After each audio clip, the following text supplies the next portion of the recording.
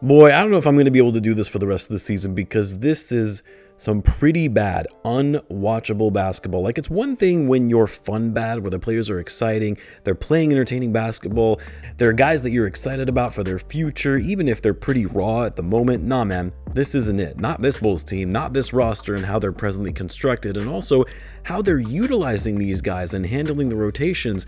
And I mean, look, when you chose this direction, when you go down the tanking route, the players aren't going to play as hard because they know the goal isn't to win. Yes, they're still trying to do their best to win. They're still playing for contracts, especially in the case of the Bulls, where they have all these players on expiring deals. But when they're starting to fall behind in a game, the opposing team goes on a run, you see it in their faces, in their body language. The compete level goes down. They're not trying as hard. They're not as focused because I'm sure in the back of their minds, well, the organization doesn't really want us to win anyway, so there's really no reason to really push ourselves here.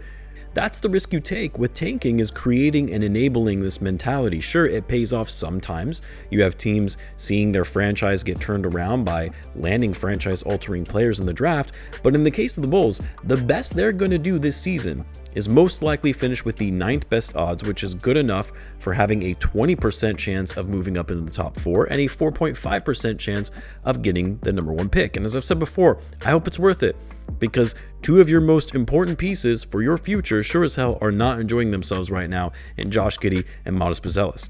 Like, the way I look at it is this: the team is losing. All right, whatever. That's the path they're on right now. They want to be bad. They've accepted that. Get the best lottery odds that you can. But there at least need to be some positives that are coming out of these losses. Young guys putting in good minutes, contributing in meaningful ways, looking better with every passing game. Maybe you're seeing Modest and Giddey take their games to new levels and embracing leadership roles as the best players on the team.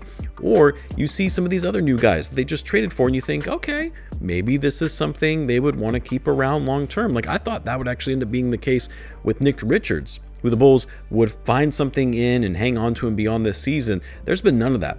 Nothing that has been remotely exciting or witnessing of fun bad. This team is bad now, but you also don't really see a lot of potential for the future. None of that. Now, to be fair, in this game, Josh Giddey did bounce back a bit after having a very rusty first game the other night against the Raptors. He was money from 3 to start the game, was much more aggressive in driving down the lane and finishing at the rim, something he struggled with on Thursday. He would finish the game with a team high 27 points on 10 for 16 shooting, 5 for 8 from 3, 6 rebounds and 3 assists, but still the turnovers keep racking up. 5 turnovers for him, although everyone was bad at taking care of the ball in this game, which I'll get into in a little bit. But anyway, it was good to see Giddey look a little bit more like himself. And then Modest had a better game than the other night. 15 points on 5 for 10 shooting. Still took too many threes. When I need to see him go inside more, he was 2 for 7 from deep. He did have a career high 6 blocks, though, to go along with 2 steals. For a while there in the second quarter, it was a block party where you were seeing rejections at the rim on both ends of the floor, and the Bulls actually had 13 blocks as a team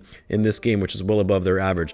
But going back to Modest real quick, I mean, I'm still just not seeing what I would hope to see from him, knowing that his role has significantly changed after the deadline and knowing that he has an opportunity to really take the reins of this team. And yet, he's still not driving inside. When he does, his handles are all over the place and it leads to turnovers. On defense, in the paint, he's still getting bodied up by bigger forwards. Again, it's only year 2.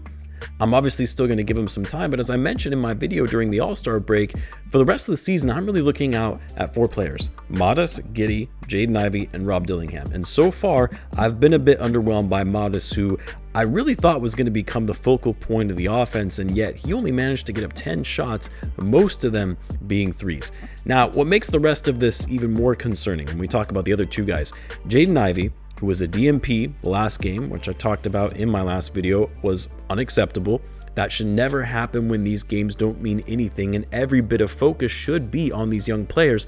And then that post-game video from Jaden Ivey, that was painful to watch, where he talked about how he's not the same player he used to be, how the old Jaden Ivey is dead. He started quoting Christian scripture. I mean, it was just a weird interview, and you can tell this man's confidence is shot right now.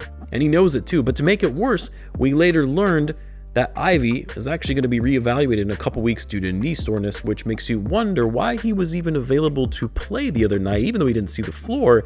But now your other young guy, a guy you more or less got a freebie in a trade, a guy you more or less got for free in a trade, a guy who's going to be a restricted free agent, you now have even less time to evaluate him to see if he's worth extending. Or if there's this possibility, it's one of these scenarios that his career may likely already be over. I mean, it's never a good sign when you have a player claiming that their old self is dead, as if they've already accepted the fact that they will never return to form, especially coming from a player that's still so young. And then Rob Dillingham. Dillingham played 6 minutes tonight. That was not garbage time. He only added 2 minutes in garbage time, despite the fact that this game was already over by the start of the fourth quarter. But for whatever reason, Billy left most of his starters in the game until the final minutes. Now, yes, you guys know I have my doubts about Dillingham. Yes, when he played in those 6 minutes, when the game was still within reach, he didn't look great. Didn't really do much. In fact, the Pistons went on a little run when he was in there. He looked lost on both ends of the floor, and so I get it. In any other scenario where this is a game that you're trying to win, yeah, Dillingham probably wouldn't see the floor for the rest of the game, and that would be justified. But once again, these games don't matter. Why are you not giving some run to this young 21-year-old player in his second season in the league, especially in a fourth quarter where the game was already out of reach, and especially when Ivy was out? Simons also had to leave the game early due to an injury. I don't remember what the specific injury was, but 2 of your guards already out in a crowded guard rotation, and then also Josh Giddey was still on a minutes restriction. There is no reason why you can't find some more meaningful minutes for Rob Dillingham. This is why I get frustrated about Billy Donovan, and why I'm tired of all these narratives that he's some great coach, one of the best in the business, he's a Hall of Famer. He's been an average NBA coach. Let's call it what it is. And the decision making here on how he's going about closing out the season with this roster, a lost season, is just baffling to me. Anyway, Jalen Smith had a pretty good game. 15 points, hit 3 threes, 7 boards, 3 blocks. Yabusele almost had a triple-double. What? 12 points, 9 rebounds, and 8 assists. But man, another 23 turnovers for this team. Back-to-back 23 turnover games. Bulls only had 4 games before the trade deadline where they had a 20-plus turnover night.